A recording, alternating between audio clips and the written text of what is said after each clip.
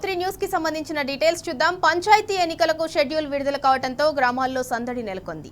ఎన్నికల ప్రక్రియలో భాగంగా తొలి విడత ఎన్నికలకు ఎస్ఈసీ అధికారులు నోటిఫికేషన్ జారీ చేయడంతో జోరుగా నామినేషన్లు జరుగుతున్నాయి. అదే సమయంలో తొలి విడతలో ఎన్నికలు జరిగే 189 మండలాల్లోని 4236 గ్రామాల్లో ఫోటోతో కూడిన ఓటర్ల జాబితాను ప్రదర్శించనున్నారు. నోటిఫికేషన్ వెలువడటంతోనే నామినేషన్ల దాఖలు ప్రక్రియ మొదలైంది. రిటర్నింగ్ అధికారులు ఉదయం 10:30 నుంచి సాయంత్రం 5 గంటల వరకు అభ్యర్థుల నుంచి నామినేషన్లు స్వీకరిస్తారు.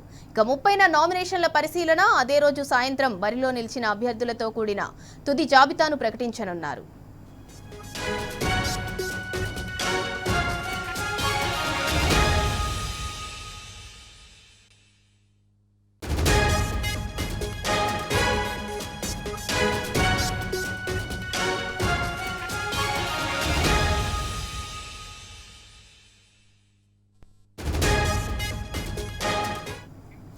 ఇదే అంశానికి సంబంధించి మరింత సమాచారం మా ప్రతినిధి కిరణ్ అందిస్తారు. కిరణ్, పంచాయతీ ఎన్నికలకైతే షెడ్యూల్ విడుదల కావడంతో గ్రామాల్లో అయితే ఇప్పటికే సందడి వాతావరణం నెలకొంది. జోరుగా నామినేషన్ల ప్రక్రియ కూడా కొనసాగుతోంది. దానికి సంబంధించి పూర్తి డీటెయిల్స్ ఏంటి?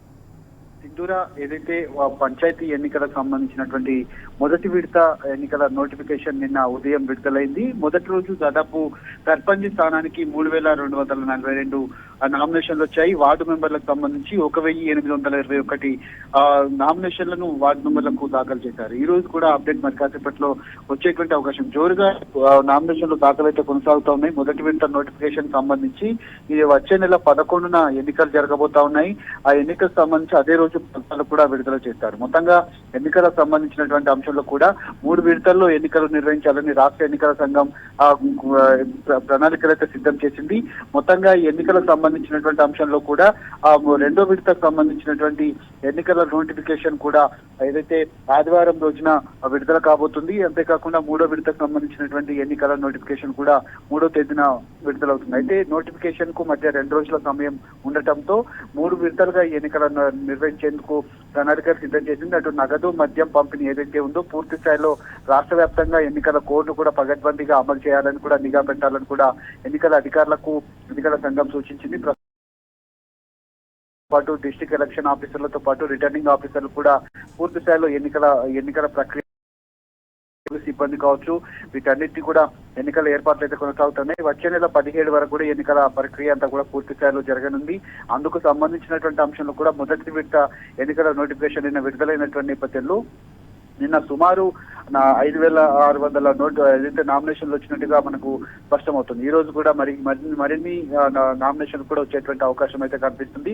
రేపటి వరకు ఈ నామినేషన్ల ప్రక్రియ మొదటి విడతకు సంబంధించినటువంటి నామినేషన్ల ప్రక్రియ కొనసాగనుంది. వచ్చే నెల 11న మొదటి విడత ఎన్నికల ప్రక్రియ కూడా పోలింగ్ కూడా కొనసాగింది. అదే రోజు ఏదైతే ప్రధానంగా ఎన్నికల పోలింగ్ కు సంబంధించినటువంటి కౌంటింగ్ ప్రక్రియ కూడా ఆ రోజు మధ్యాహ్నం నుంచి కొనసాగనుంది. సింధురా, అయితే కిరణ్, రిటర్నింగ్ అధికారులు ఏ సమయం నుంచి అభ్యర్థుల నుంచి అయితే నామినేషన్లు స్వీకరిస్తున్నారు? అంటే ఉదయం ఏ సమయానికి స్టార్ట్ అవుతుంది, సాయంత్రం ఏ సమయం వరకు క్లోజ్ అవుతుంది? రైట్, ఇది ప్రధాన అంశం. ఎందుకంటే ఉదయం 10:30 నుంచి సాయంత్రం 5 గంటల వరకు ఎన్నికల నామినేషన్ అభ్యర్థుల నామినేషన్లను స్వీకరిస్తారు.